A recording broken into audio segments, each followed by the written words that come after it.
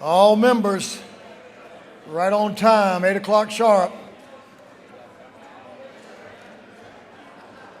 All members will please come to the floor. Mr. Clerk, how about ring that bell?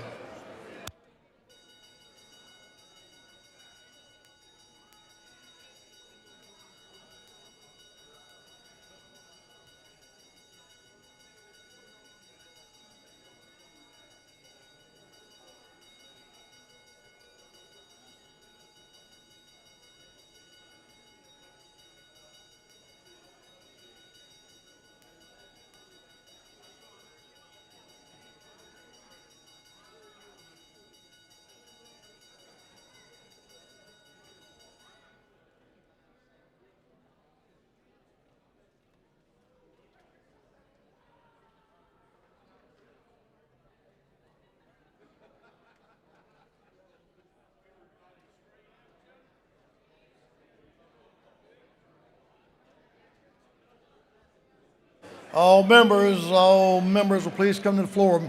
Mr. Clerk, why don't you, would you read the caption to a group of privileged resolutions, and we'll get everyone a chance to come in. Mr. Clerk, read the privileged resolutions, please. Honoring the life and memory of John Baptist Barranco of Dunwoody, Georgia. Commending Dr. Willie Frank Rainey, Jr. Honoring the life and legacy of Becky Lou Ennis Arrington. Honoring the life and legacy of Ms. Tonya Louise Scott. Honoring the life and legacy of Mrs. Thelma Crawford Scott. Recognizing and commending Mrs. Robbie Ruth Gandy Williams for her lifelong dedication to faith, family, community, and service. Honoring the life and memory of Mrs. Eloise Branton. Recognizing and commending the Odyssey Media Group. Honoring the life and memory of Miss Larinette Kelly. Recognizing and commending the 90th Annual Atlanta Dogwood Festival, and recognizing and commending the 5th Annual Green Egg and Kegs Festival at Dunwoody Village. And for other purposes, that completes the reading of the privileged resolutions. Is there any objection to adopting the privileged resolution? Hearing none, the resolutions are adopted.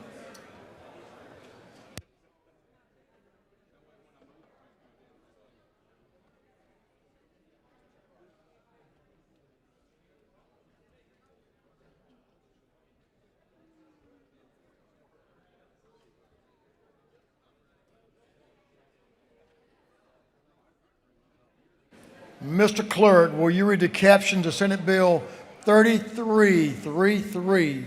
Senate Bill 33 by Senator Kirkpatrick of the 32nd to be entitled an act to amend Chapter 23 of Title II of the Official Code of Georgia, annotated the Georgia Hemp Farming Act, so as to provide limits on the total THC concentration of consumable hemp products.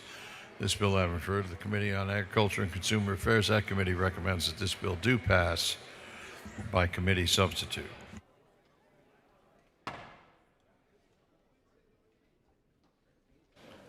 Chairman Dickey is recognized to present Senate Bill 33. Gentleman's recognized. Thank you, Mr. Speaker. Colleagues, bring you SB 33, Georgia Hemp Farming Act. The goal of SB 33 is to draw an important distinction between natural hemp products and synthetic cannabinoids. Now, this bill is vastly different from what came over last year from the Senate. It has been pared way down, and as I said, really drawing a distinction between natural hemp and synthetics.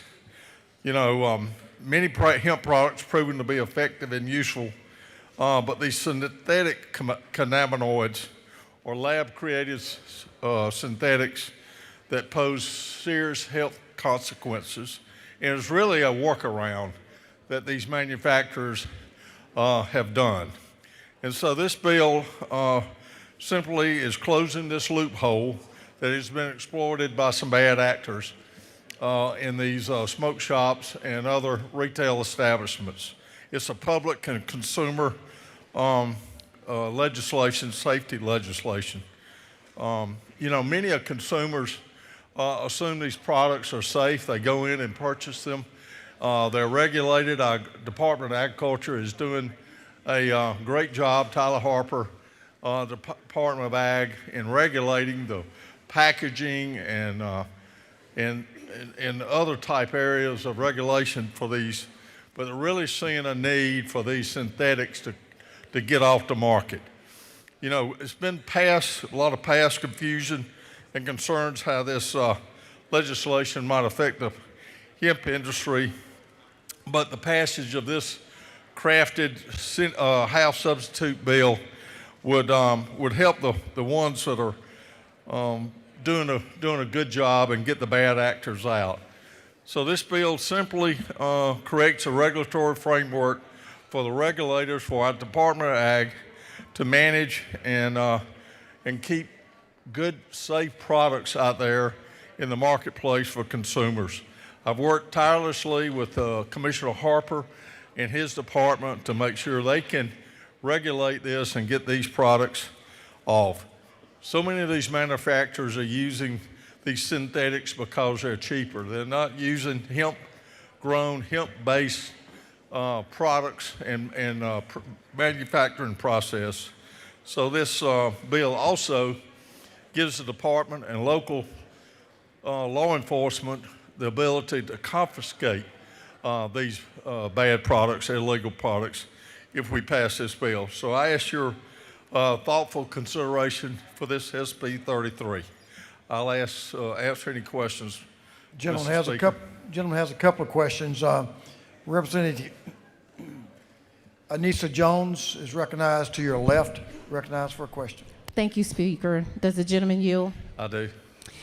My question really has to do with the penalties that you're talking about in reference to being able to confiscate those goods. Will there be anything in place for those folks that have already purchased for resale and retail in their stores to be able to recoup, or have a time frame to be able to sell those items prior to any penalties being? The Department of Ag is regulating the wholesalers as well as the retailers on this. And so this bill, as it's written, would not go into effect until later this year, where these manufacturers and retailers would have a chance to get rid of the legal so-called products before not stocking them anymore. So I think it works okay for our retailers and wholesalers. I thank you for the bill. Representative Newton to your right is recognized for a question. Thank you, Mr. Speaker. Does the gentleman yield? I do. Isn't it true that you were part of the Speaker's Blue Ribbon Study Committee on this hemp as well as medical cannabis? And isn't it true that the Department of Ag reported us that less than 50% were meeting the regulatory standards that we already have in place, leaving many Georgians at risk from not knowing what they're getting, especially in maybe an overseas grown version? So isn't this a first step to make sure that the worst of these synthetics are not affecting the lungs and the bodies of Georgians? Thank you, and thank you for your work as chairman of that study committee. And yes, this will be a first step. It's more that we could do in the future, but this will take the worst of the worst, I hope, out of the marketplace. Thank you very much for the bill. Let's see, Representative Reese. Will the gentleman take one more question? In the back to your left. Yes, I yield. Gentleman's recognized. Thank you, Mr. Speaker. Thank you, Chairman, for yielding. Isn't it true that this bill is vastly different and more in line with the Department of Ag request and their presentation in our committee meeting, in which they talked about the challenges of synthetic drugs? And so that people here understand just how in depth they went to this, isn't it true that this bill targets things that are made in labs? If there's any ounce of natural sativa and the cannabinoid, then it's not covered by this bill. So isn't it true that it's not going to hurt the hemp industry nor the marijuana industry? This is all about synthetic things being made in labs in which we don't know what is in it, and it's killing our people. Isn't that true? That is true, and thank you for thank you for the work of this committee. This bill passed out unanimously, and it was some complicated process the committee went through to understand this bill and get it passed. So thank you for those comments. With that, Mr. Speaker, I'll yield the well. The gentleman has yielded the well. Thank you for the presentation. Is there any objection to the previous question being ordered? Hearing none, the previous question is ordered. Is there any objection to adopting the committee's substitute? Hearing none, the committee's substitute is adopted. Is there any objection to agreeing to the report of the committee, which was favorable to the passage of the bill? Hearing none, the report of the committee is agreed to. Shall this bill now pass? All in favor of the passage of the bill will vote yes. All those opposed will vote no. And Mr. Clerk will unlock the machine.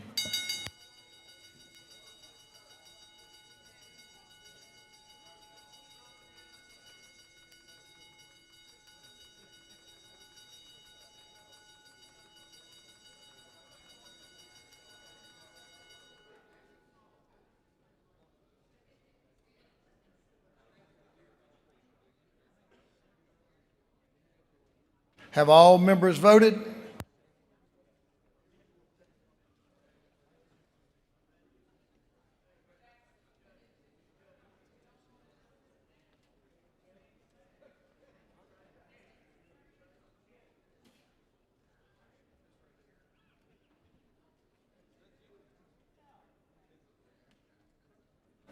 Have all members voted? All members voted this, so Mr. Clerk will lock the machine. On the passage of Senate Bill 33, the yeas are 151, the nays are 14. This bill, having received the requisite constitutional majority, is therefore passed.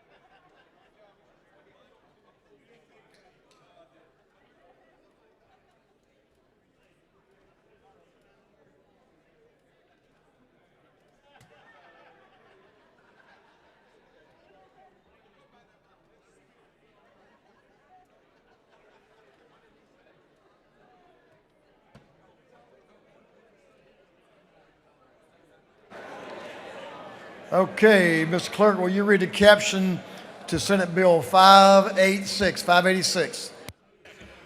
Senate Bill 586 by Senator Williams, the 25th, to be entitled an act to amend Code Section 1611-107 of the Official Code of Georgia, annotated, relating to interfering with, harming of, or aggravating harming of a public safety animal or search and rescue animal, so as to provide for accommodations of public and safety animals and search and rescue animals. This bill has been referred to the Committee on Public Safety and Homeland Security. That committee recommends that this bill do pass by committee substitute. I don't know how the bill comes out, but happy birthday to Representative Martin Montahan is today. Let's wish the gentleman a happy birthday.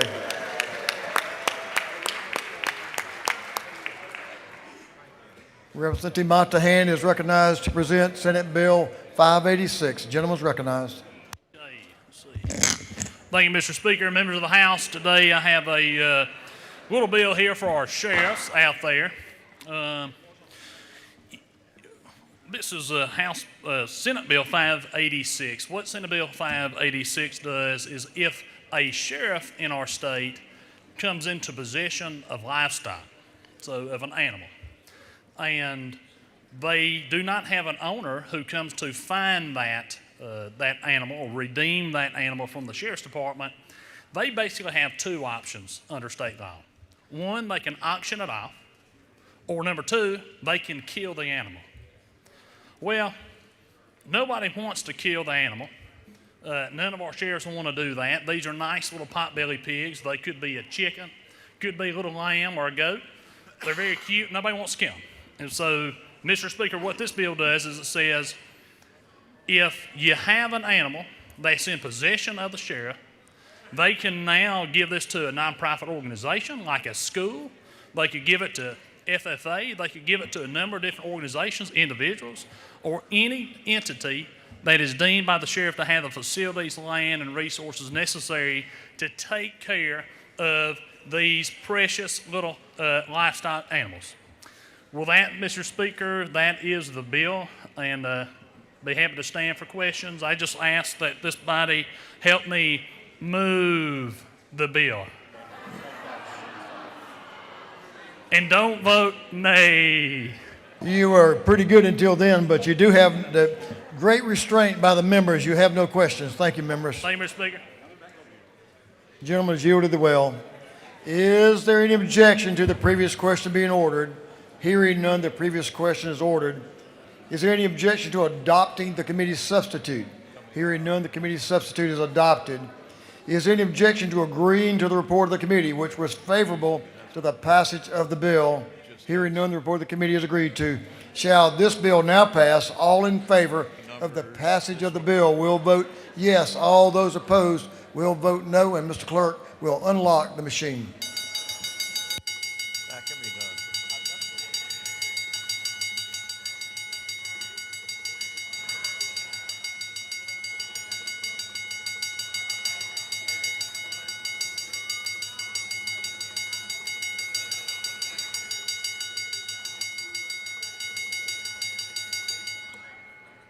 Have all members voted? All members voted? If so, Mr. Clerk, will you lock the machine?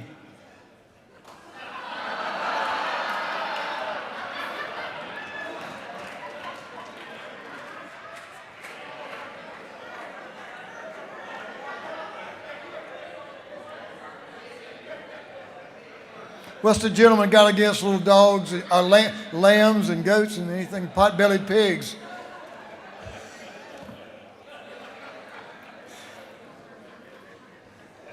On the passage of Senate Bill 586, the yeas are 166 and nays 1. This bill, having received the requisite constitutional majority, is therefore passed.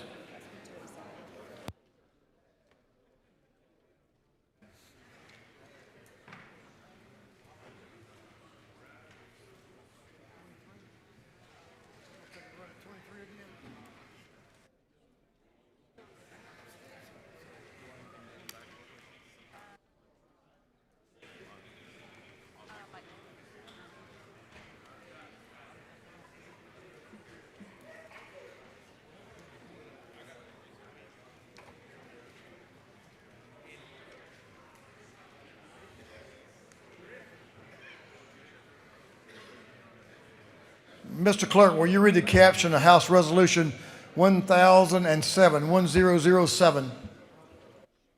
House Resolution 1007 by Representative Jones, the 25th, and others, a resolution acknowledging the effectiveness of arts for health initiatives in improving mental health outcomes and for other purposes. This resolution has been referred to the Committee on Special Rules. That committee recommends that this resolution be adopted. Chairman Todd Jones is recognized to present House Resolution 1007. Thank you, Mr. Speaker. I have the honor of speaking on behalf of all of the resolution sponsors, specifically Representative Oliver, and I've always appreciated the teamwork that I've had with her in addition to the entire mental health ecosystem around the state. This resolution effectively allows the House to acknowledge the importance of arts and artists in terms of helping to address mental illness across our entire state. I'll give you one piece of data that I think is very interesting. Our Department of Defense, our Department of War is now using this for our veterans who are suffering from PTSD. We appreciate that that is occurring there. We think it should be occurring here in the state of Georgia, and I ask for your favorable consideration for this resolution. Gentleman has no question. We just have one question. Representative Lupton, will the gentleman yield? Yes, sir. Representative Lupton, recognized for a question. Is it not true that I approve this bill tonight? And I will be pressing the button green. Yeah.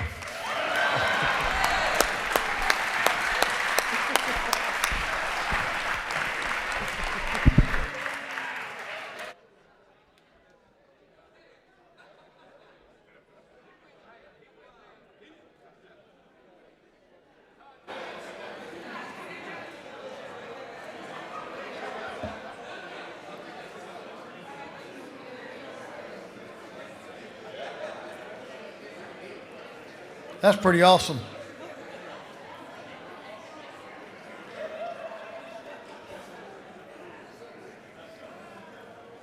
I've seen a lot, but that probably tops most of it.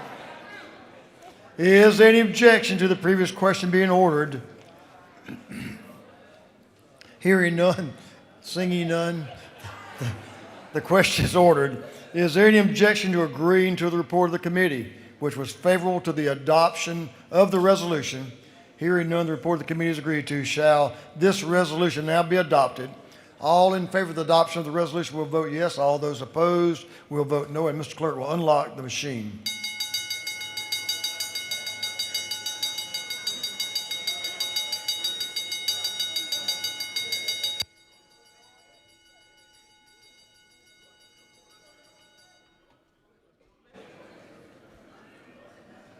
Have all members voted? All members voted. If so, Mr. Clerk will lock the machine. On the adoption of House Resolution 1007, the yeas are 168, the nays are 0. This resolution, having received the requisite constitutional majority, is therefore adopted.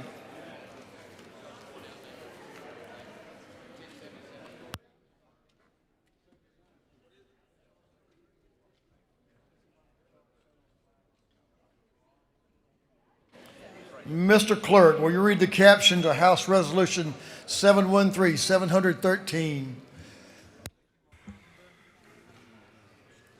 House Resolution 713 by Representative Wade of the 9th, a resolution urging healthcare providers across the state of Georgia to help promote the 988 suicide and crisis lifeline and for other purposes. This resolution has been referred to the Committee on Public and Community Health. That committee recommends that this resolution be adopted. Representative Will Wade is recognized to present the resolution. Thank you, Mr. Speaker, colleagues. Before I present this bill, I couldn't help but think on this evening about a friend of this House who fought diligently and championed what we are now seeing to come fruition, and that is the fight to address mental health in Georgia. And I know your friend, my friend, our friend, the late Speaker Ralston, made a huge impact on my life as well as this chamber's. And in some ways, it's just a humble honor for me to present this in his memory and the effort for what we're doing today. This resolution, House Resolution 713, simply encourages healthcare providers across Georgia to include information about 988 Suicide and Crisis Lifeline in their recorded messages to patients. This is not a mandate, this is a call to action. The 988 Lifeline is simple, 3-digit number available 24/7, connecting individuals in crisis with trained professionals right here in our great state of Georgia through the Georgia Crisis and Access Line. This is just a small step that can make a big difference, ensuring more Georgians know where to turn in a moment of need. You know, as a parent, my children learned about 911 very early on. And now in our house, we also teach them about 988. To parents and grandparents, I hope you'll do the same, and I hope the medical community will adopt this practice. Thank you, and I respectfully ask for your favorable consideration. The gentleman had no questions. I yield the well. He's yielded the well. Is there any objection to the previous question being ordered? Hearing none, the previous question is ordered. Is there any objection to agreeing to the report of the committee, which was favorable to the adoption of the resolution? Hearing none, the report of the committee is agreed to. Shall this resolution now be adopted? All in favor of the adoption of the resolution will vote yes. All those opposed will vote no, and Mr. Clerk will unlock the machine.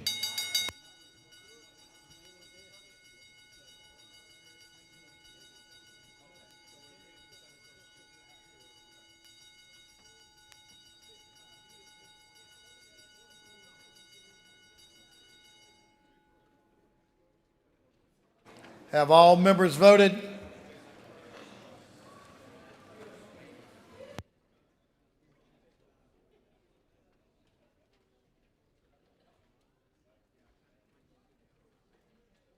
Have all members voted? If so, Mr. Clerk will lock the machine.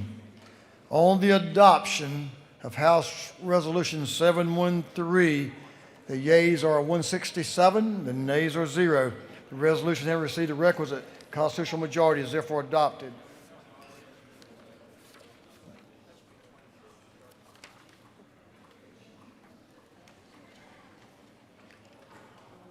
Thank you, Representative Wade, for your remembrance of our dear friend.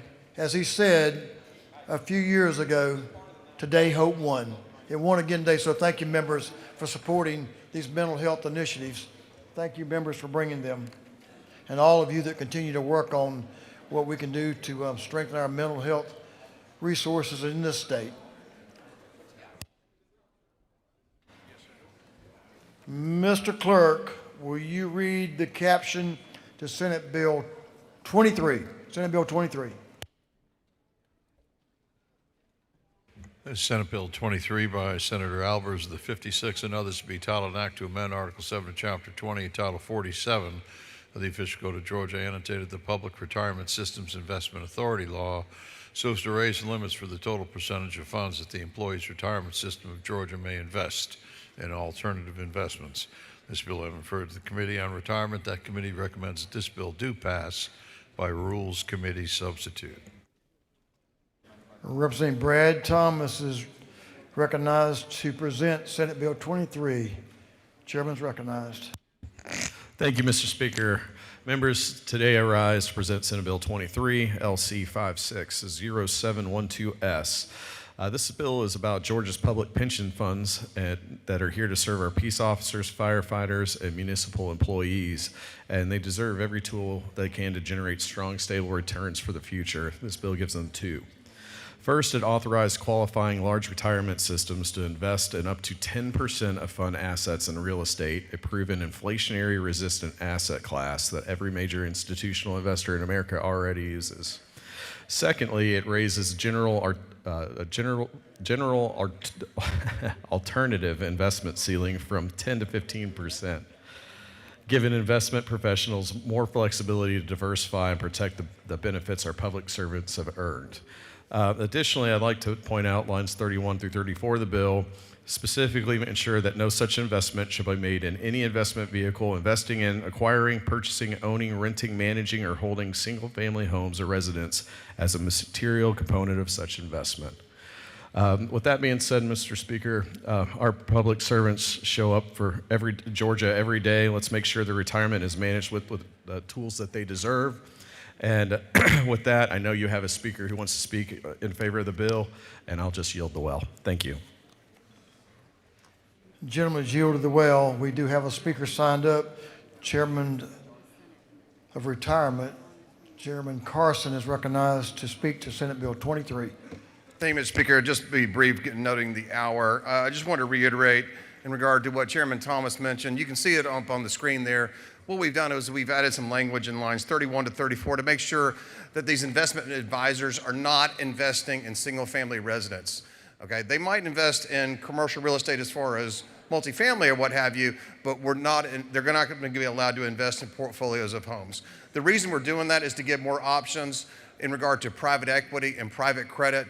The returns in this category are in the teens, particularly compared to fixed income and bonds and so forth. So it's a much more lucrative investment for these systems. Large systems that have embraced this include City of Atlanta, Fulton County, Georgia Firefighters, Gwinnett County Public Schools, MARTA, City of Alpharetta, and others. I would appreciate your favorable consideration on this substitute. Gentleman yield for a question. I will take one question. Yes, sir. One question. Representative Carter to your left is recognized for a question.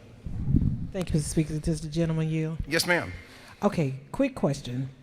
On line 39, between 39 and 41, there's an increase of 15% that could be invested, but then lines 51, 53, we limited 10% for, I guess it's real estate. Can you just break that down for me, what we're doing in section 2? Sure, so that's two sections. In Yes. section 1, that's in regard to the real estate investments. Those are for large retirement systems eligible to go up to 10% of total value of the assets in real estate. Section 2 has to do with alternative investments, and what Legislative Council they had to structure the paragraph such that there were certain exceptions, such as TRS. Representative does not want to go up to that amount. They wanted to stay at 5, for example, as 5% of their portfolio in alternative investments. That's the reason for the changes there. Does the gentleman further yield? Yes, please. So that I'm clear, the total of alternative investment is 15%, but 10% of that could be real estate? Is that what we're saying? Well, 10% of the overall portfolio could be potentially in real estate. What we're limiting to that also includes commitments. So they may not be in 10%. They might choose something less, and that includes commitments. So it's 10%, and that's separate from the 15% that could also invest in other private investments. Okay, because I'm trying to make sure I'm clear. Sure. So based on what you just said to me, there's a total of 25% that could be invested, 15% in alternative investment, and 10% in real estate. Theoretically, yes, but again, they would be only allowed to commit to that much. Their holdings themselves don't go up that much because they have to allot for a certain amount of committed in that percentage right there. Thank you very much. Would ask for the body's favorable consideration. The gentleman had a couple other questions, but he's yielded the well. Is there any objection to the previous question being ordered? Chair hears none. The previous question is ordered. Is there any objection to withdrawing the committee's substitute? Hearing none, the committee's substitute is withdrawn. Is there any objection to adopting the substitute offered by the Committee on Rules? Hearing none, the Rules Committee substitute is adopted. Is there any objection to agreeing to the report of the committee, which was favorable to the passage of the bill? Hearing none, the report of the committee is agreed to. Shall this bill now pass? All those in favor of the passage of the bill will vote yes. All those opposed will vote no. And Mr. Clerk will unlock the machine.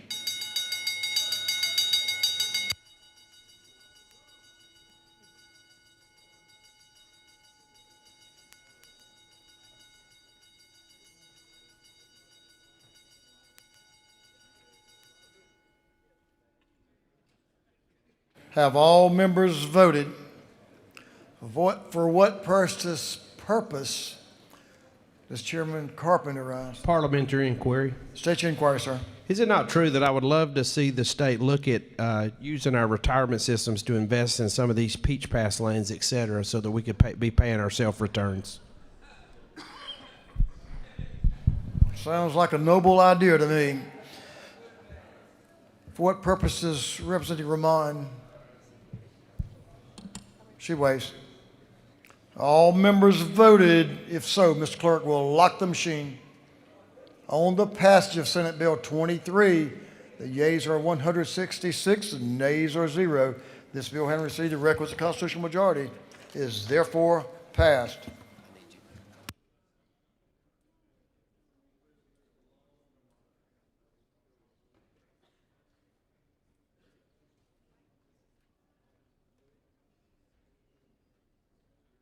Clerk will read the caption to Senate Bill 261. Senate Bill 261. Senate Bill 261 by Senator Harbin of the 16th and others to be entitled an act to amend Chapter 25 and Title 47 of the Official Code of Georgia annotated relating to the Magistrate's Retirement Fund so as to provide for an early retirement benefit to provide for an employee contribution increase. This bill having referred to the Committee on Retirement, that committee recommends that this bill do pass by committee substitute. Chair recognizes Chairman Carson to present the bill. Thank you, Madam Chair. This is Senate Bill 261. This is in regard to the pensions for our magistrate court judges. I'm sure some of you have heard from them this session.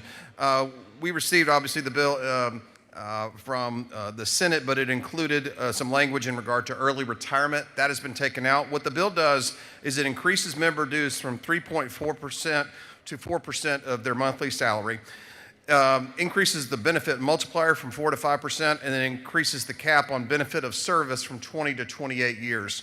The funded percentage of the plan goes from 148% to about 128.5% with no new tax revenues. You should have 2 letters of support on your desk. from the Council of Magistrate Court Judges and their fund. This went through unanimously in both committees in the House and the Senate and passed the Senate floor 53-1. With that, Madam Speaker, with the hours late, and I'll be happy to take a question. If not, I will yield the well. There are no questions. I will yield the well and ask for the body's favorable consideration. Gentleman has yielded the well. Is there any objection to the previous question being ordered? The chair hears none. The previous question is ordered. Is there any objection to adopting the committee substitute? The chair hears none. The committee substitute is adopted. Is there any objection to agreeing to the report of the committee, which was favorable to the passage of the bill? The chair hears none. The report of the committee is agreed to. Shall this bill now pass? All in favor of the passage of the bill will vote yes. All those opposed will vote no, and the clerk will unlock the machine.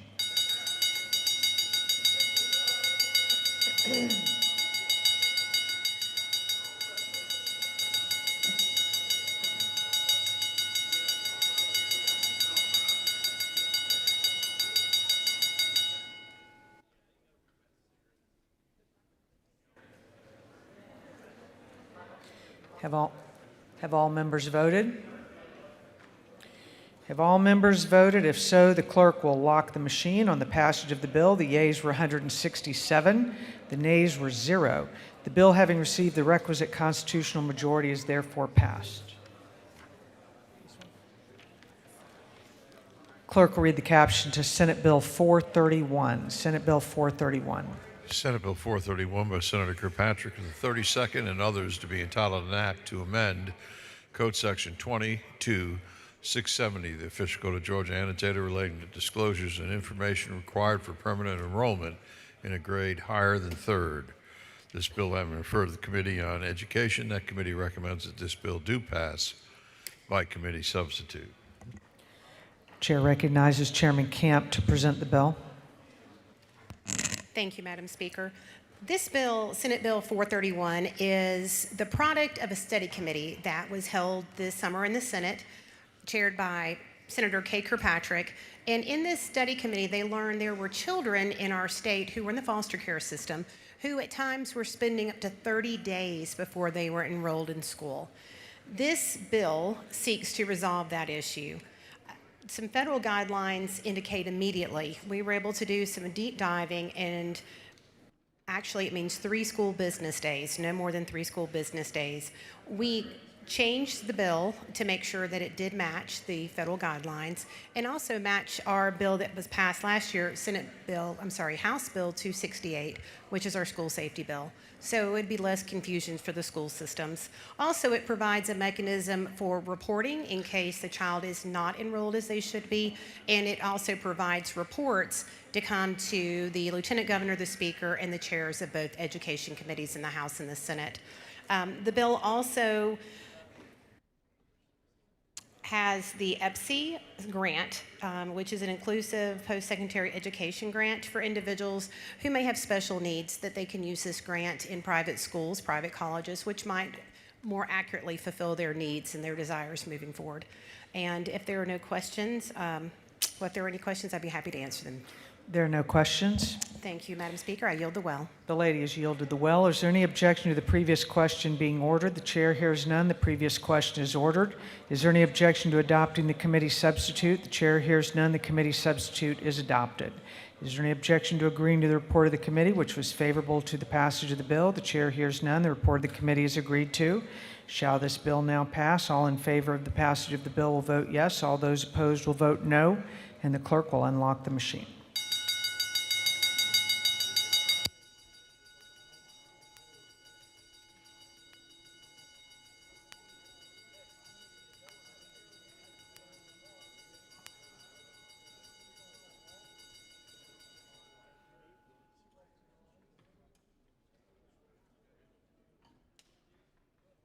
Have all members voted? Have all members voted? If so, the clerk will lock the machine on the passage of the bill. The yeas were 168, the nays were 0. The bill, having received the requisite constitutional majority, is therefore passed. Clerk will read the caption to Senate Bill 591. Senate Bill 591. Senate Bill 591 by Senator Gooch, the 51st, to be entitled an act to amend Article 2, Chapter 11, and Title 16 of the official code of Georgia annotated relating to offenses against public order so as to prohibit the disruption of a religious service. This bill has been referred to the Committee on Judiciary and Non-Civil. That committee recommends that this bill do pass. Chair recognizes Chairman Silcox to present the bill. Thank you, Madam Speaker. I come to you this evening with Senate Bill 591. This was the same bill that I had last year, which was House Bill 363, and it would make it a misdemeanor to disrupt either a religious service, funeral, or memorial service within 500 feet of that service. And basically, the disorderly conduct would be any visual images that convey fighting words or imminent threats of harm, uttering loud, threatening, and abusive language, or attempting to block or blocking pedestrian or vehicular access to the site or religious facility. It would be increased to an aggravated misdemeanor if this was a military funeral honor service. So that is the bill, and I'd be glad to take any questions if there are any. There are questions. The chair recognizes Whip Park for a question. Thank you, Madam Speaker. Does the gentlelady yield? I do. Chair Lady Silcox, the question I had was this 500-foot perimeter around religious services, along with the definition of religious service, which is any public assembly of persons for worship. So if we have 2 to 3 folks praying at an abortion clinic, would that mean that protests around an abortion clinic and where there is a religious service as defined by this bill would not be permitted within 500 feet? Well, it does say that it has to be, I believe, a religious facility as well. And Okay. so it would not include your example. All right, thank you. Thank you. Chair recognizes Representative Berry for a question. Thank you, Madam Speaker. Does the gentlelady yield? I do. I also have a similar concern with the vagueness around disruption. Let's say I'm in the church, I catch the Holy Spirit, speak in tongue. Is that allowed with this bill? Is there carve-outs for legitimate? Speaking in tongues is part of a religious service, so that would not be included. But thank you for your question. Thank you. I appreciate it. If there are no further questions, I'll yield the well. There are, if you want to answer more questions, there's a question or two if you'd like. Okay, I'll take one more. The chair recognizes Representative Lupton for a question. Yes. Thank you, Madam Chair. Does the gentlelady yield? I do. Does this have, okay, I live in a big metro area around here, and sometimes Me protests, too. yeah, sometimes protests can get pretty big. Yes. Say there's folks marching down the street in a march, and I know, like, especially on Peachtree Street, there's there's First Pres, there's Jesus Corner, there's all that kind of stuff. Yes. There's lots of churches right there on the road. Would this make those kind of planned protests kind of go out around those churches to give them that 500-foot barrier, or is that still allowable? I don't think it prohibits any protest whatsoever. It's just disorderly conduct that would interrupt the service. Okay. Thank you very much. Thank you. Okay, if there are no furthers, then I will yield the well. Thank you. The lady yields the well. The chair recognizes Representative Williams to speak to the bill.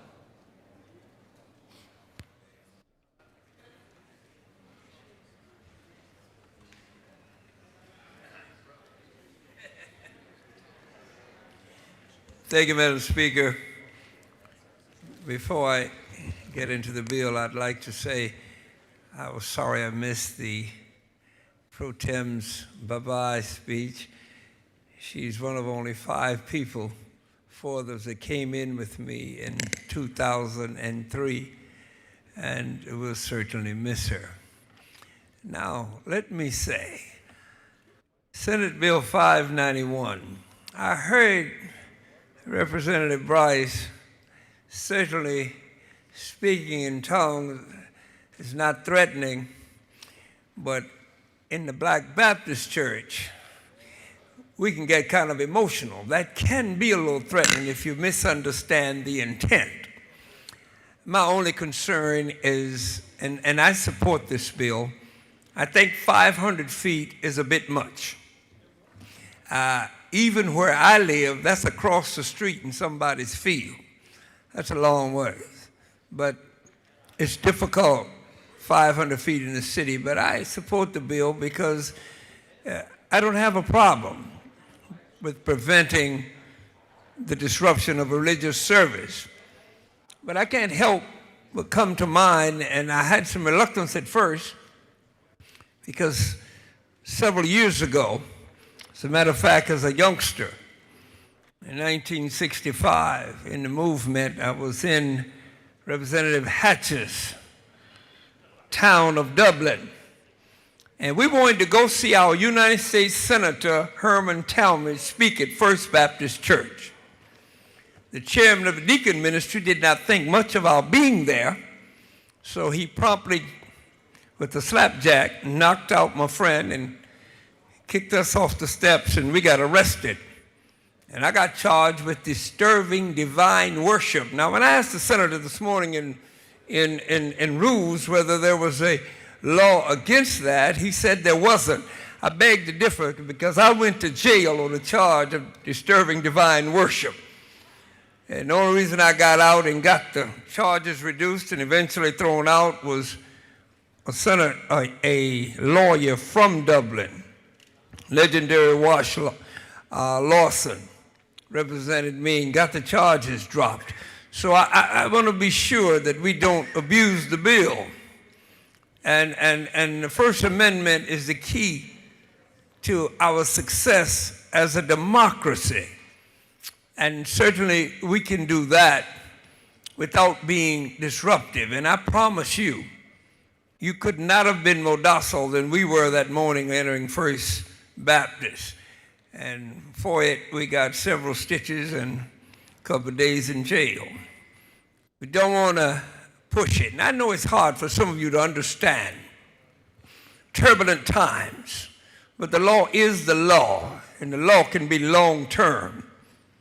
And we have to be very careful that we don't abuse the law, because the law can be handled differently in certain law enforcement hands. We want to make sure that the right to protest is protected, but I've always felt like the law, the right to protest does not give you the right to disrupt necessarily. I'm old school protester.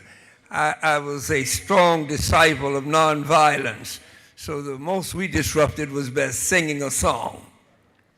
I support this bill. Sometimes it's needed. And we want to give everybody the right to worship, just as we give them the right to protest. And you have the right. And so I would hope that we would support this bill, but keep in mind that there's a very thin line, and lawyers can appreciate this, there's a very thin line between breaking the law and not breaking it. And sometimes I told a judge one time who was a friend of mine, and I said, when I come to your court, I don't need justice, I need mercy. Because I'm not always right, but I'm looking for mercy. So when we judge and apply the law with compassion, it works like a beautiful symphony plays when we try and not only enforce the law, but enact the law. The symphony can get off. I thought about that because Representative Lumpton, I don't want you to ask me a question unless you can raise a hymn in the Black Baptist tradition. If you can't, stay there. That ain't Danny Boy. But thank you all very kindly, and I wish you would support this bill. And with that, Madam Speaker, I yield the well. Gentleman is yielded the well. Is there any objection to the previous question being ordered? The chair hears none. The previous question is ordered. Is there any objection to agreeing to the report of the committee, which was favorable to the passage of the bill? The chair hears none. The report of the committee is agreed to. Shall this bill now pass? All in favor of the passage of the bill will vote yes. All those opposed will vote no. And the clerk will unlock the machine.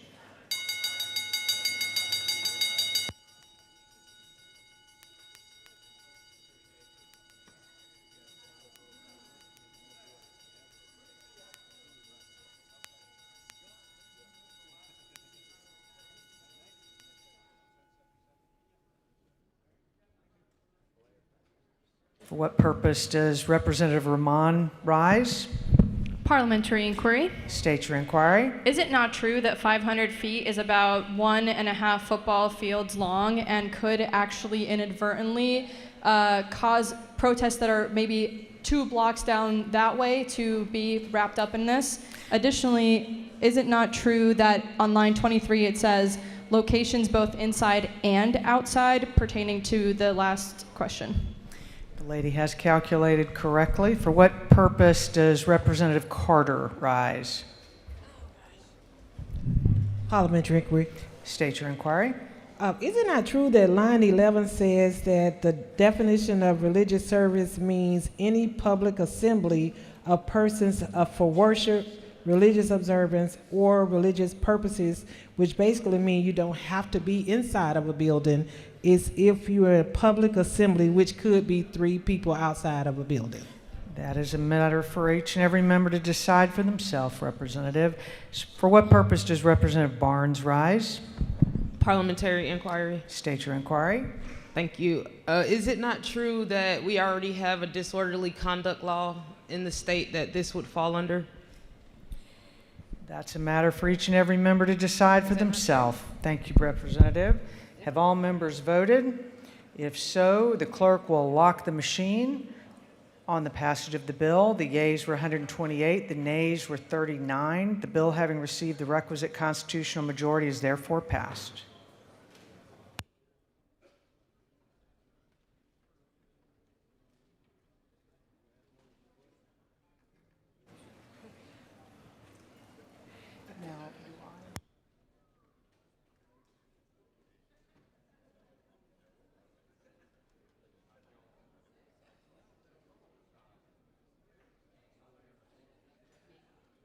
Chair recognizes Representative Williams for a motion.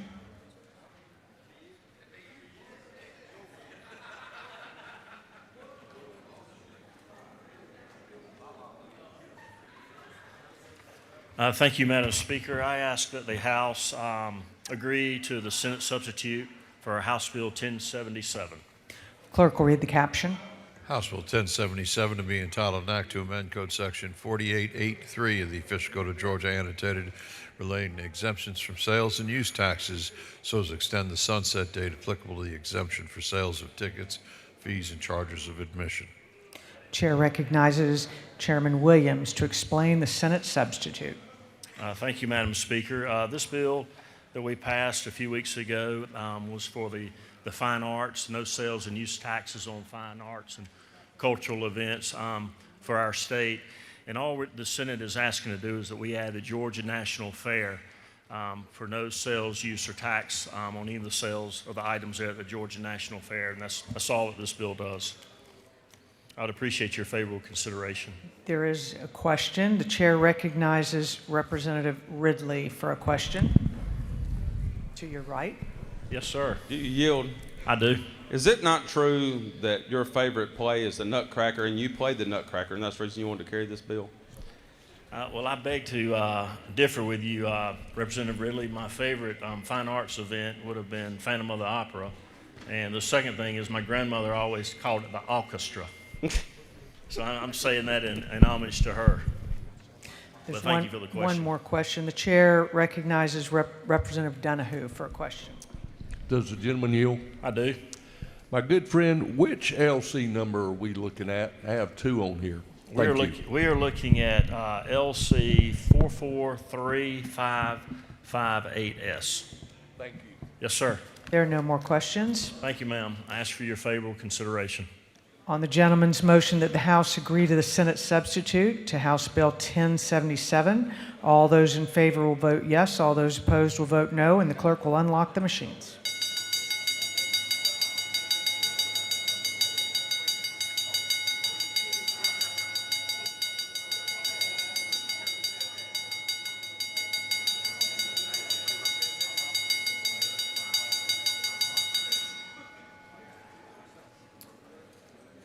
Have all members voted?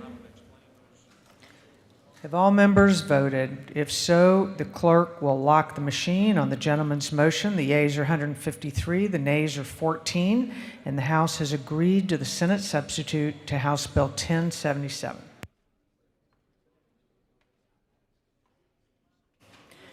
Chair recognizes Leader Efstration for a motion. Thank you, Madam Speaker. I move that the House agree to the Senate substitute to HB 1185. Clerk will read the caption. House Bill 1185 by Representative Efstration, the 104th to be entitled an act to amend Title 14 and 15 of the Official Code of Georgia annotated relating to corporations, partnerships, and association in courts respectively so as to provide for certain shareholder claims to be brought before the Georgia Statewide Business Court. The chair recognizes Leader Efstration to explain the Senate amendment. Thank you, Madam Speaker. Ladies and gentlemen of the House, I'm back before you on HB 1185. You'll recall that when I previously presented this measure to you, I talked about the history of the Georgia Statewide Business Court. So back approximately 2018, I carried legislation for a constitutional amendment to create the Georgia Statewide Business Court. There was also accompanying legislation that came with that, and there have been several bills that have passed in ensuing years. The objective has always been the same, really. It's to create a business climate in Georgia where major corporations would seek to incorporate in our state.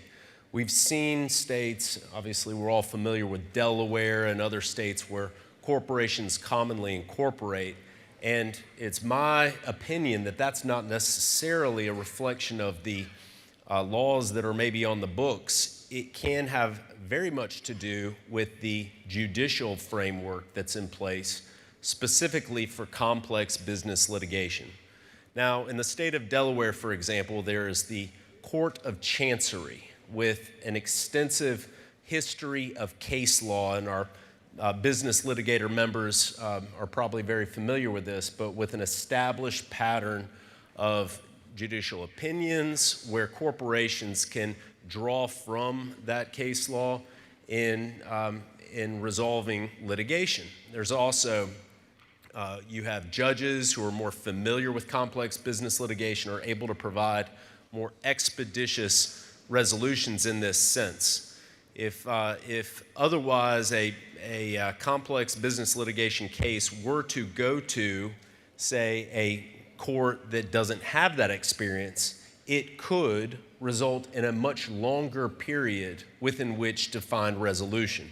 And sometimes these corporations, or maybe it's a shareholder suit, they're just looking for resolution one way or the other. It's costing them money the longer it goes on and drags on, and they would like to get it to resolution in a court that's really designed for those purposes, win or lose. They just would like to get resolution at some certain point in the future. So that was the background initially when the constitutional amendment was brought. Now, there were some changes that were made in the state Senate that I think led to some questions as to how rollout would ultimately work. And without taking too much time, I know the hour's late, but that really, I think that is important context for you to be aware of as you consider House Bill 1185 as it was brought this year. So in working with the governor's office and in taking input with respect to how shareholder dispute claims, other complex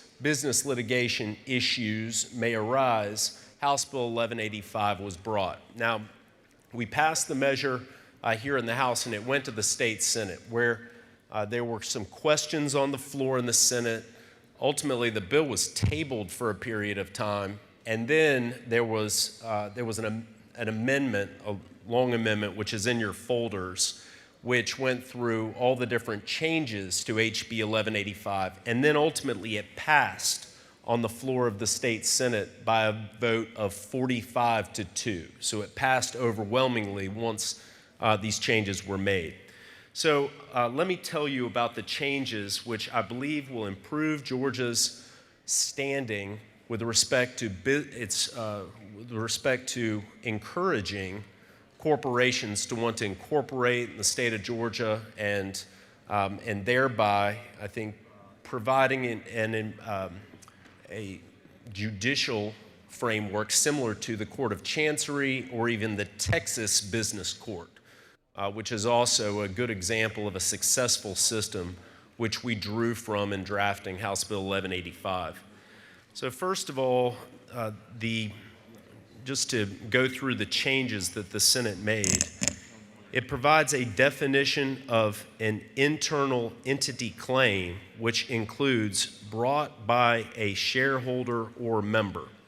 So there was concern in the Senate that without providing that these shareholder claims brought by, or an internal entity claim, without specifying that those are claims actually brought by a shareholder or a member, that there may be misapplication of that jurisdictional determination on the front end. And that could then lead to parties compelled to be before the statewide business court that maybe we as a General Assembly did not contemplate in working on this bill.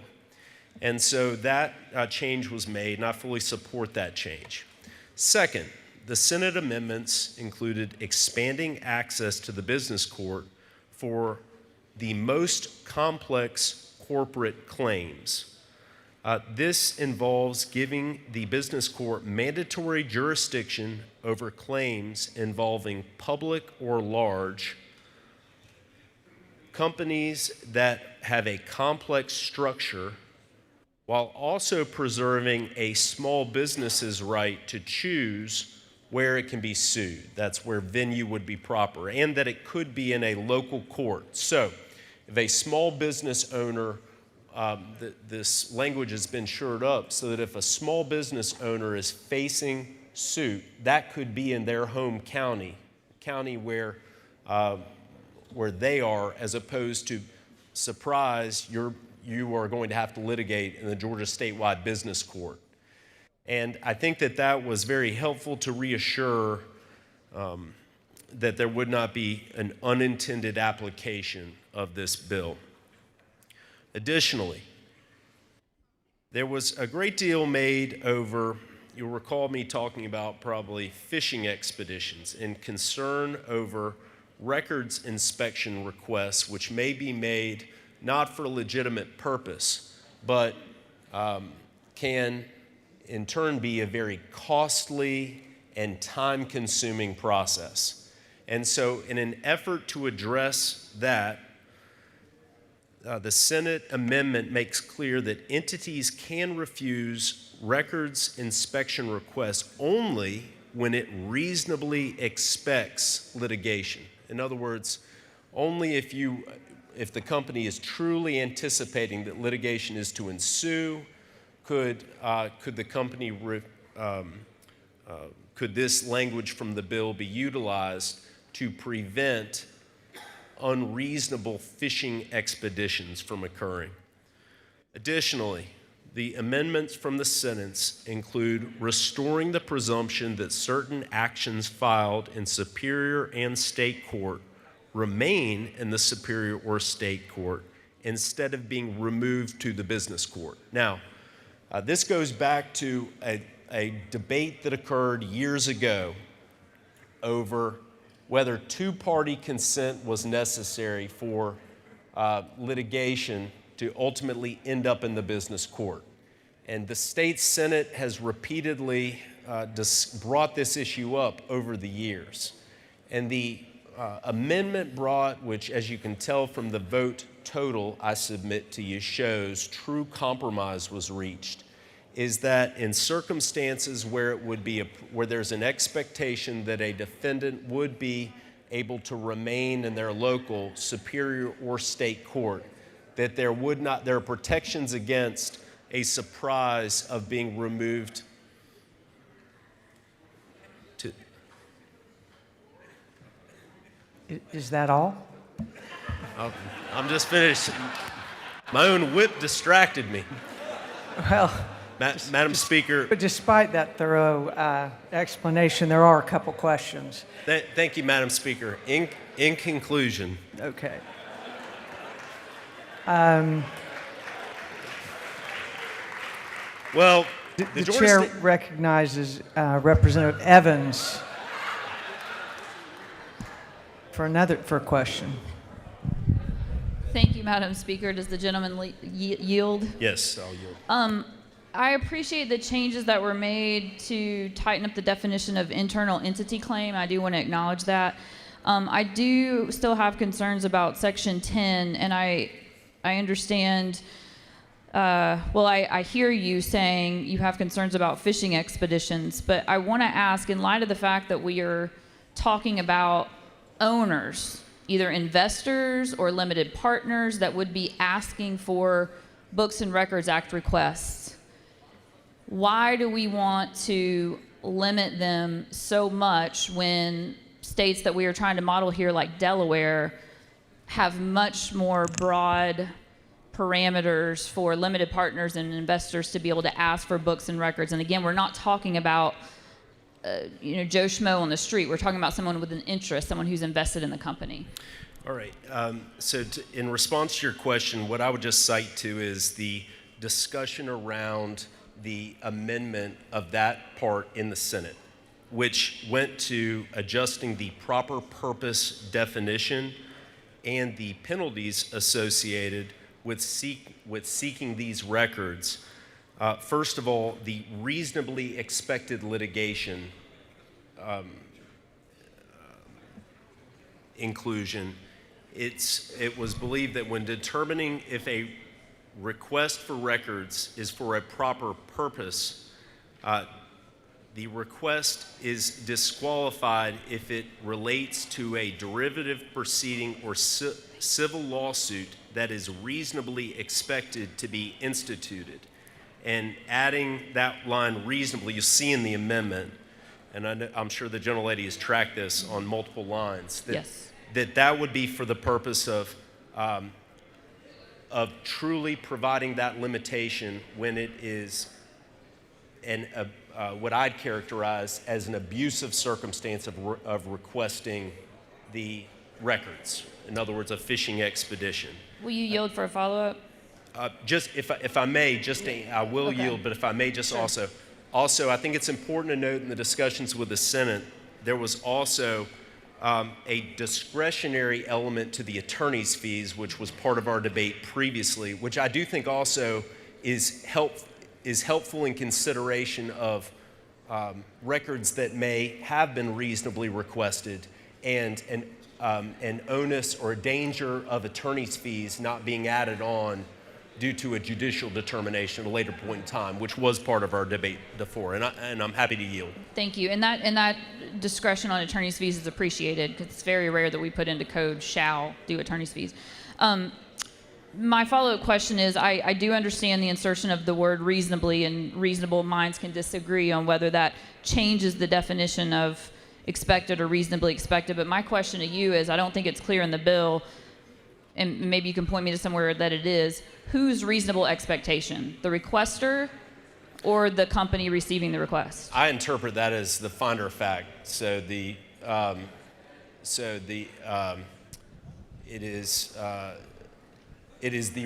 interpret that as the requester, and whether it's reasonable is the finder of fact will determine. So whether the requester is reasonably expecting litigation. That's how I interpret it. Okay. One follow-up, Yes, ma'am. and this will be my last one, because I can tell people are very excited about this legislation. And now I lost my train of thought because I tried to make a joke. Yeah, take your time. That's not good. My concern that I expressed in the well when this bill came over here was that if I'm an investor or I'm a limited partner and I make a Books and Records Act request, it's not because I think things are going well.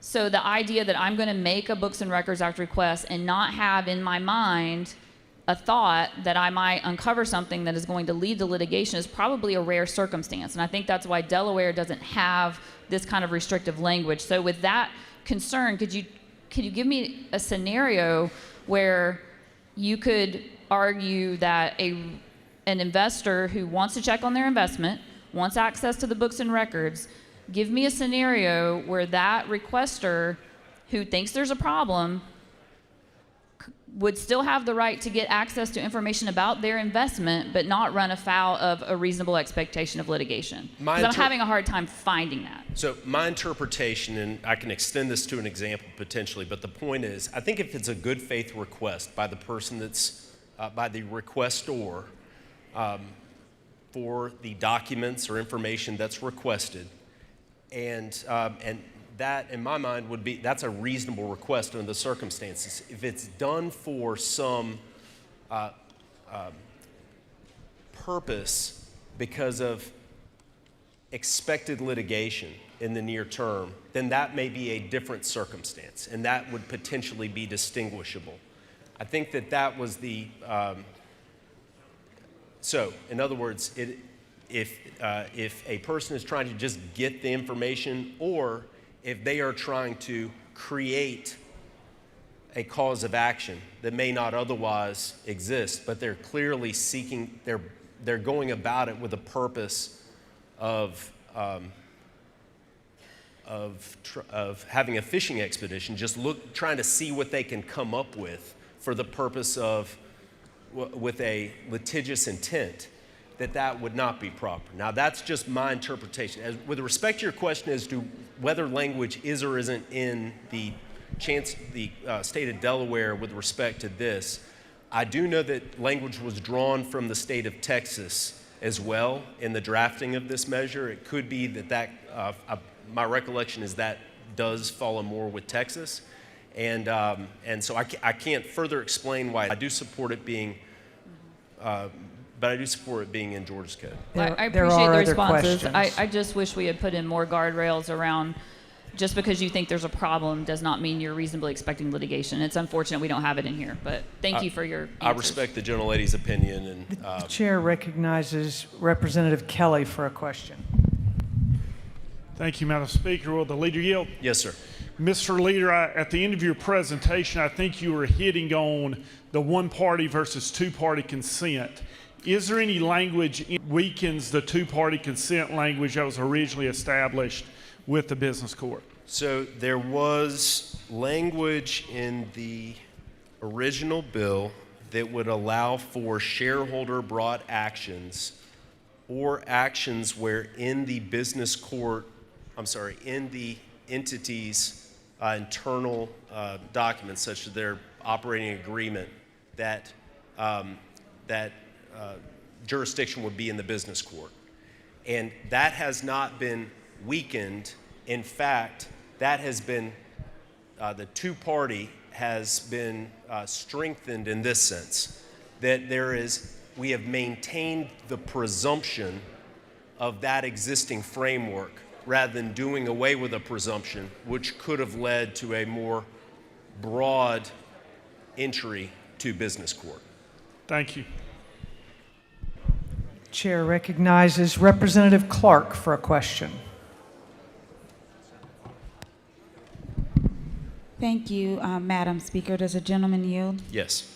I actually think you might have answered this question earlier, but I just want to make sure.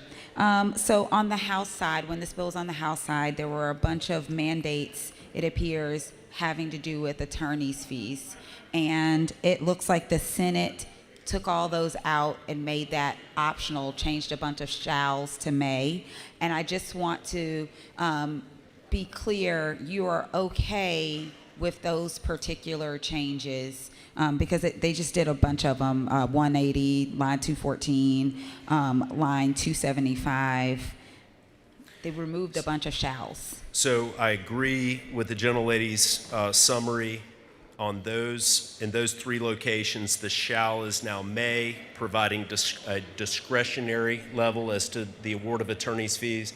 And certainly as part of the compromise between the two chambers and in the interest of advancing the legislation, I support the Senate amendments, and I'm asking that the House agree to the Senate amendments. Okay, thank you. Thank you.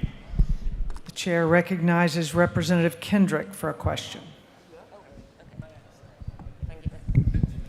Does the gentleman yield? Yes, I'll yield. I have a few clarifying questions on the definition of internal entity claim.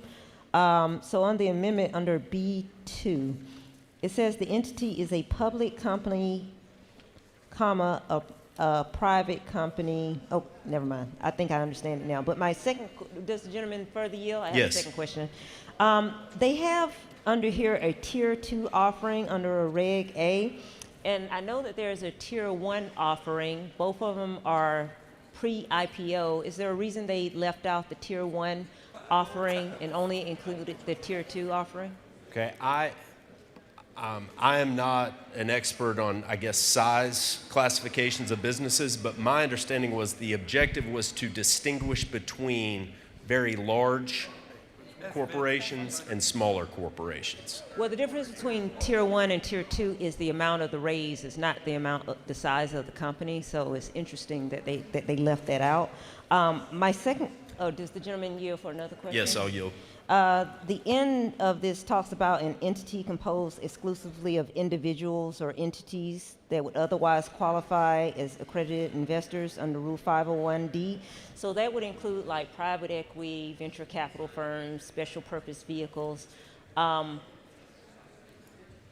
Was the intent to include those items so that they automatically go to the court? And the reason I ask that is because there are different sizes of each one of these entities. I mean, I can start an SPV with 2 members of the House right now if I wanted to. So if they were trying to distinguish between big companies and small companies, I'm trying to understand why they would include language that is where SPVs and other entities can be as small as 3 or 4 individuals and be composed of accredited investors. Well, I think that was one aspect of the jurisdiction issue, but another was if within the operating agreement of the corporation, if it was anticipated that disputes would be resolved in the statewide business court, that would provide jurisdiction, was the original intent of the bill.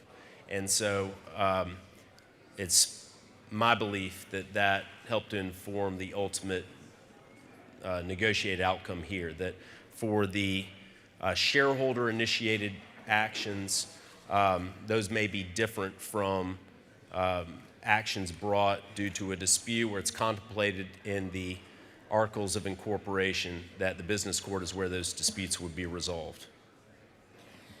Unbelievably, there are no more questions. Madam Speaker, I'd urge the body's favorable consideration to the Senate amendments to HB 1185, and I yield the well. On the gentleman's motion that the House agree to the Senate substitute to House Bill 1185, all those in favor will vote yes, all those opposed will vote no. And the clerk will unlock the machine.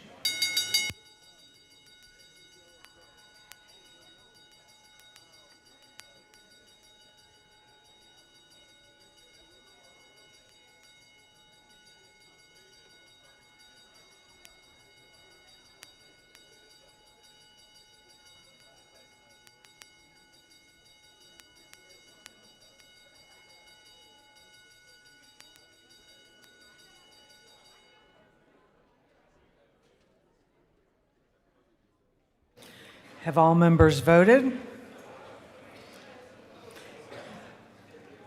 Have all members voted?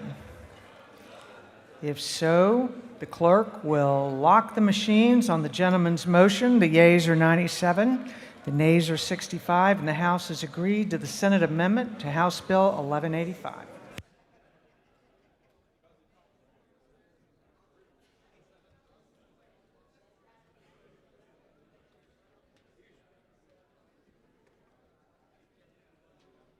Does not have to be so deliberate this time. Yes. But that's a good question. Yeah. The chair recognizes Leader of Stration for another motion.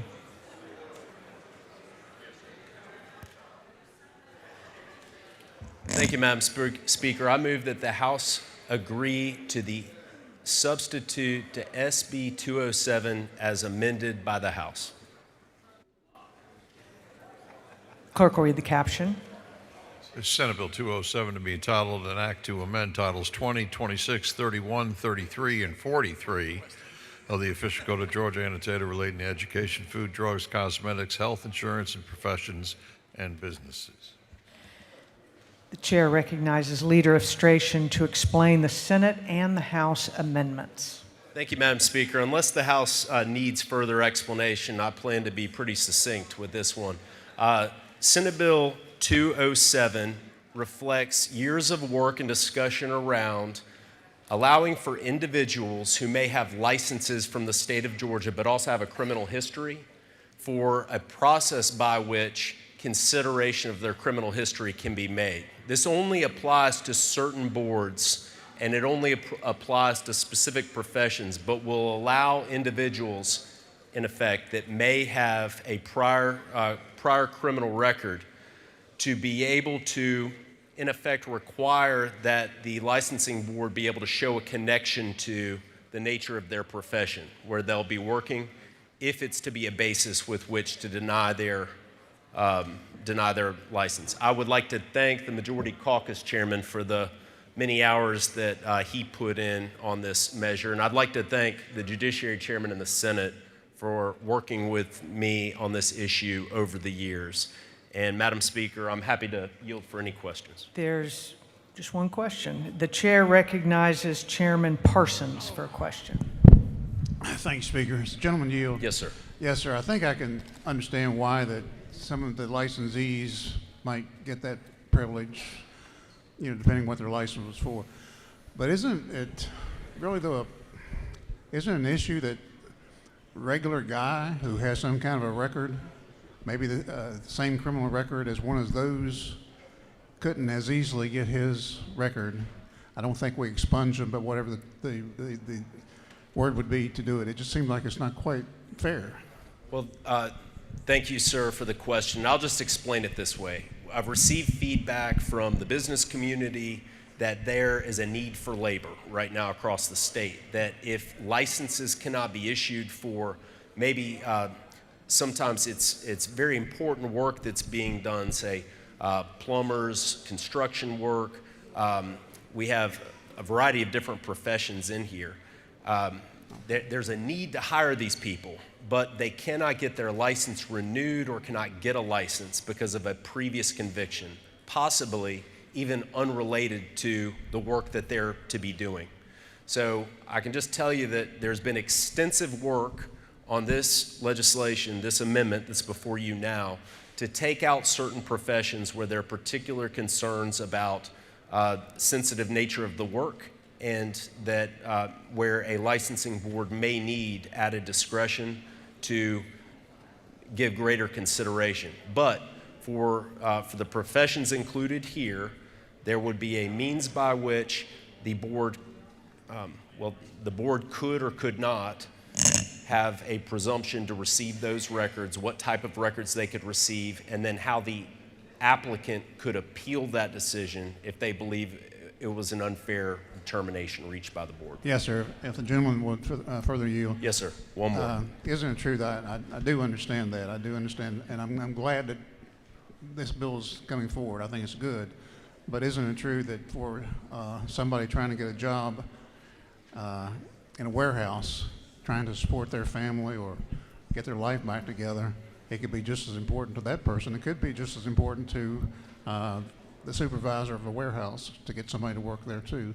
But anyway, I do understand and I appreciate the bill. Thank you. Yes, sir. Thank you for your question. Madam Speaker, I know the hour is late. I'll yield the well and ask for the body's favorable consideration. The gentleman has yielded the well. Is there any objection to the adoption of the House amendment? The chair hears none and the House amendment is adopted. On the gentleman's motion that the House agree to the Senate amendment to the House substitute to Senate Bill 207 as amended by the House, all those in favor will vote yes, all those opposed will vote no, and the clerk will unlock the machines.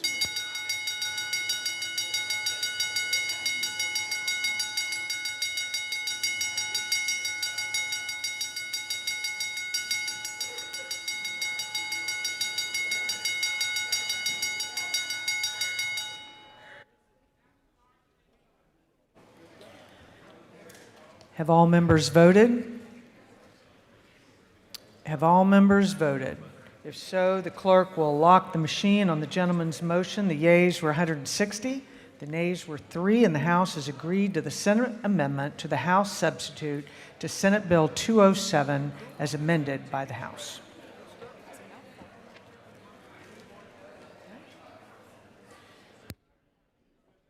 Chair recognizes Chairman Smith for a motion. Thank you, Madam Speaker Pro Tem. I move that the House agree to the Senate substitute to House Bill 535. Clerk will read the caption.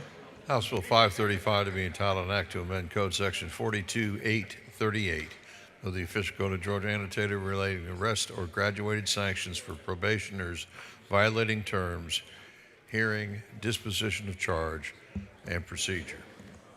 Chair recognizes Chairman Smith to explain the Senate substitute.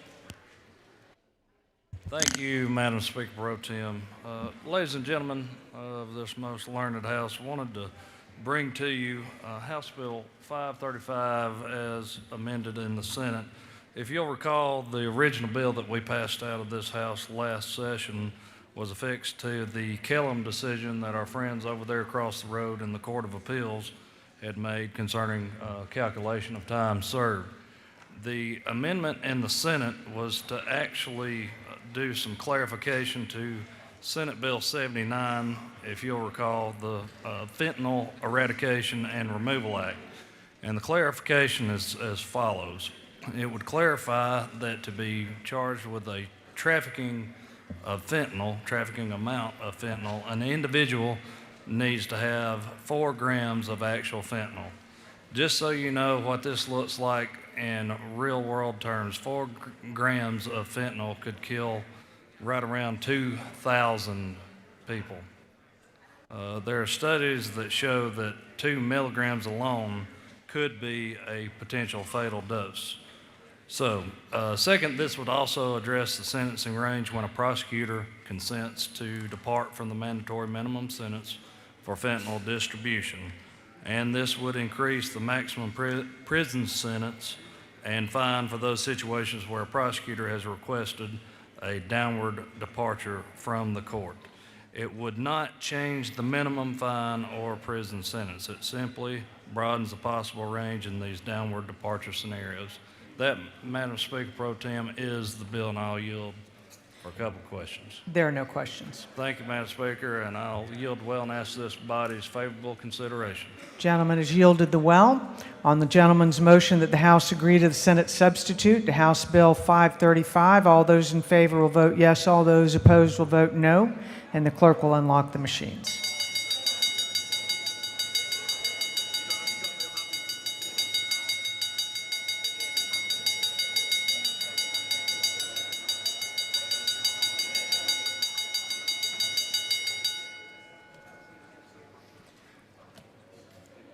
Have all members voted?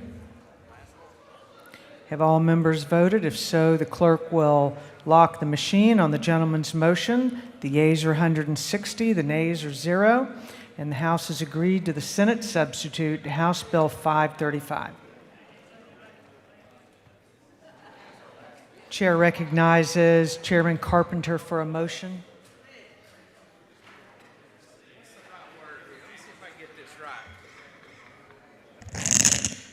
I move that the House agree to the Senate. Woo!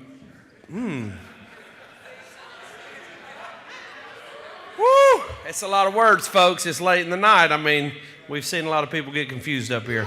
I move that the House agree to the Senate substitute as amended by the House. Chairman Carpenter moves that the House agree to the Senate substitute. 328. House Bill 328 as amended by the House. The clerk will read the caption.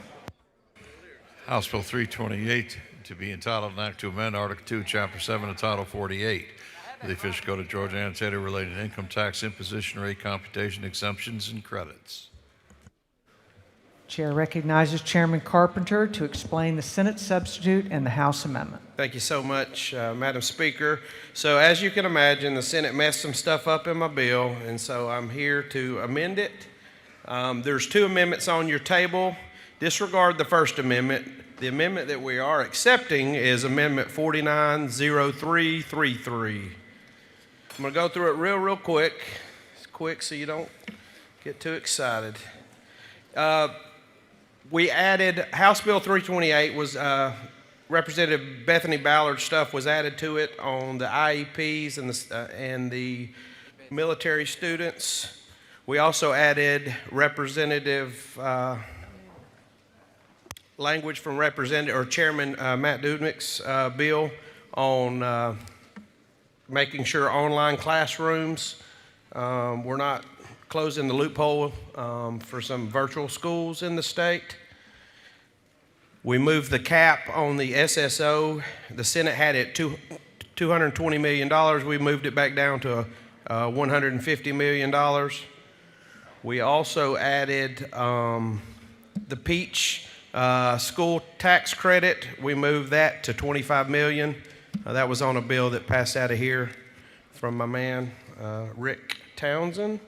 And then Section 8 and Section 9 is about transit elections and making sure that we allow the local communities, when one fails, that they do not bring them back up for another 8 years. And with that, I yield the well. The gentleman has yielded the well. For what purpose does Representative Wilkerson rise? Thank you. Parliamentary inquiry. I guess he's not in the well, so. Parliamentary inquiry. State your inquiry. Is it not true, I was going to ask about the 25% increase in the student scholarship tax credit that goes to private schools? The gentleman was going to ask about the 25% increase. That is correct. For what purpose does Representative Representative Oliver rise?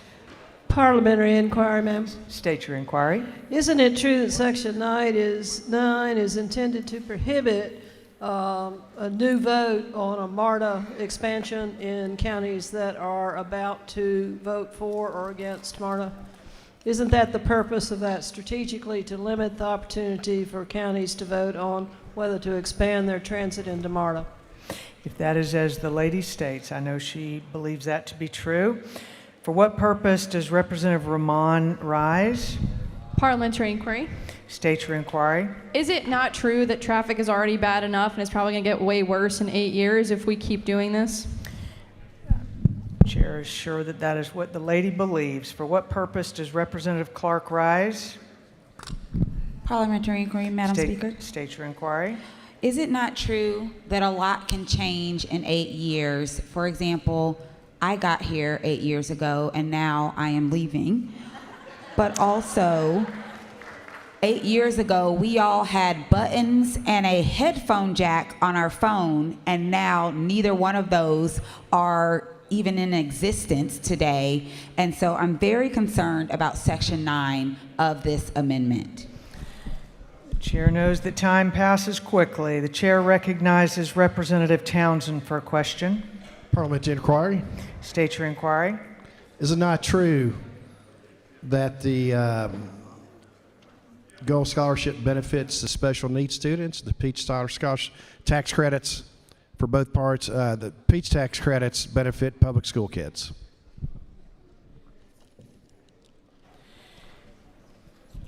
For what purpose does Representative Efstration rise?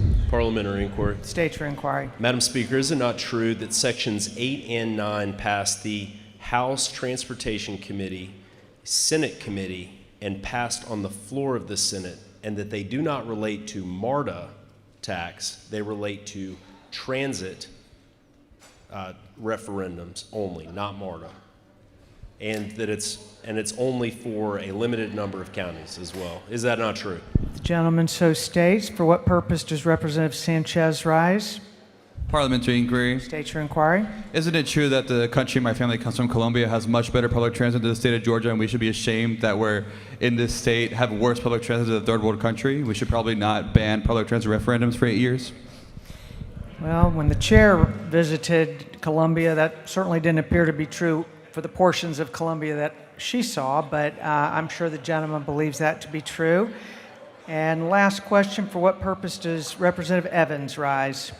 Parliamentary inquiry. State your inquiry. Isn't it true that this will be the second legislative day in a row that this body has chosen to single out metro counties to apply restrictions that don't apply to the rest of the state in Section 8 and 9, as the leader just also pointed out? I'm sure the lady believes that to be true. Is there any objection to the adoption of the House amendment? The chair hears none, and the House amendment is adopted. On the gentleman's motion that the House agree to the Senate substitute House Bill 328 as amended by the House, all those in favor will vote yes. All those opposed will vote no, and the clerk will unlock the machine.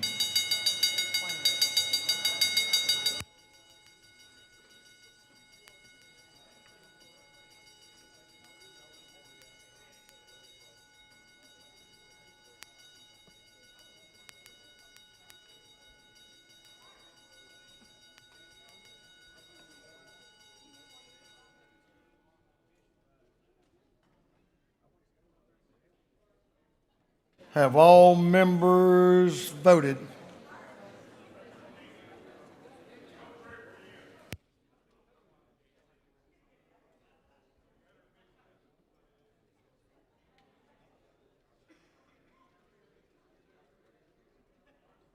All members voted? If so, Mr. Clerk will lock the machine. On the gentleman's motion, the yeas are 99, the nays are 67, and the House has agreed to the Senate substitute to House Bill 328 as amended by the House.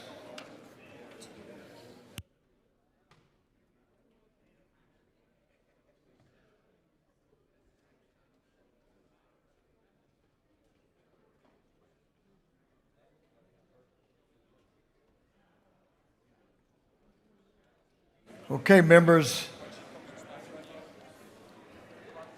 this is the ones we've been looking for. Senate Bill 437 and Senate Bill 446 will be postponed to the next legislative day.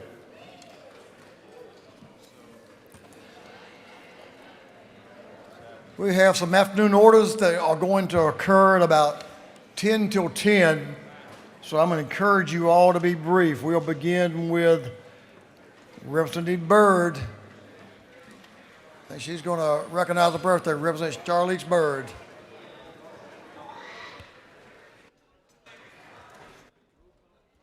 She waves. Representative Schofield. Where's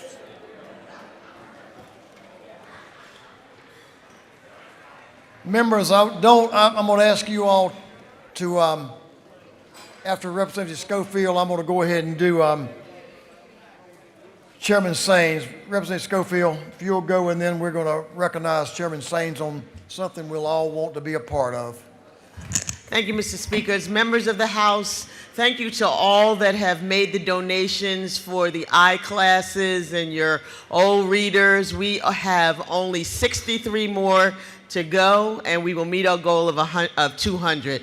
So thank you for all those that have bought them. Thank you, Deborah Bazemore, and all of the others. But we just need a few more volunteers. If you have old glasses that you just need to be recycled, please drop them on my desk, my legislative desk. Thank you, Mr. Speaker. I yield the well. Let's give Chairman Saines a moment. So we'll recognize Chair Lady Lynn Smith for an afternoon order. Thank you, Mr. Speaker, members of the House. Tomorrow, we're going to be celebrating the 250th anniversary of the United States of America, but in 2001, we celebrated the 250th anniversary of Georgia, and I found stickers that designate that time. I have them to hand out to you on Thursday if you're interested.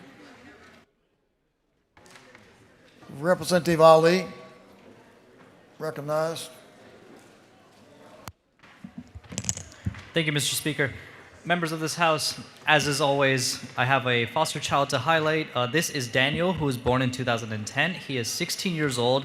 He is currently amazing at art, amazing at school, and also learning how to drive.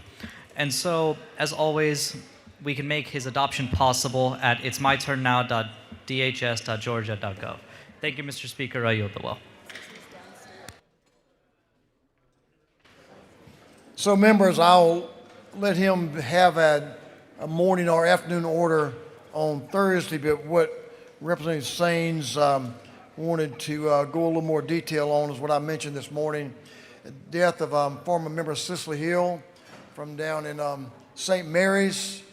Her funeral services will be on Friday.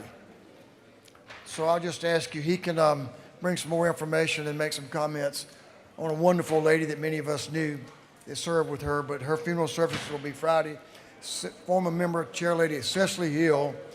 And so I'll ask you to keep that family in your prayers between now and then.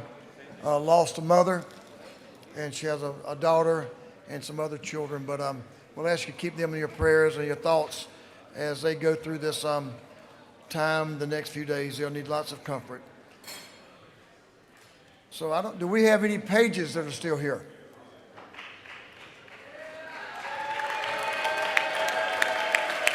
Y'all come on down. I thought we did.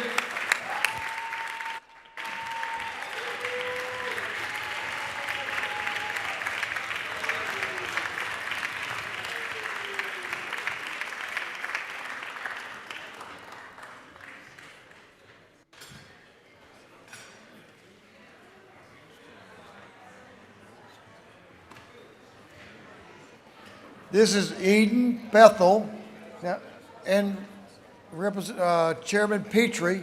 So she's, where are you from? I live in Jackson County. Yeah, I didn't think she lived in Savannah. She lives in Jackson County. So we're good to have her. Thanks for staying with us. Let's give her another round of applause.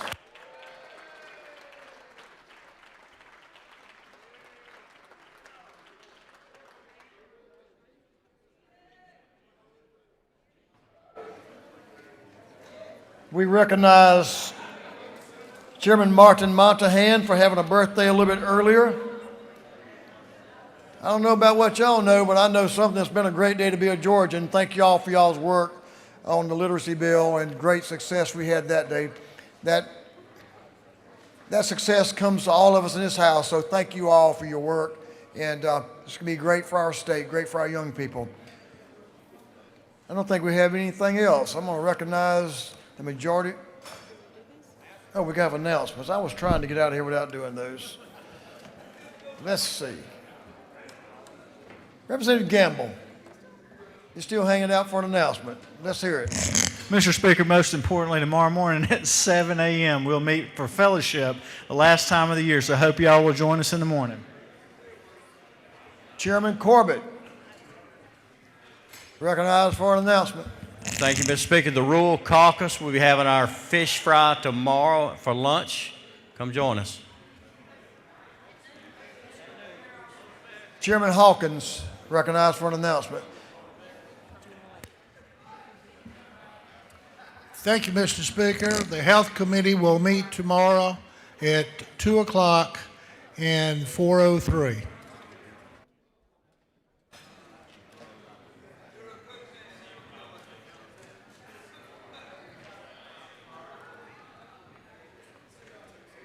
That completes our announcements. Now, been a long day. The majority leader of this House is recognized for a motion. Thank you, Mr. Speaker. I move that this House stand adjourned until Thursday, April 2nd, 2026 at 10 o'clock a.m. Another month. Wow.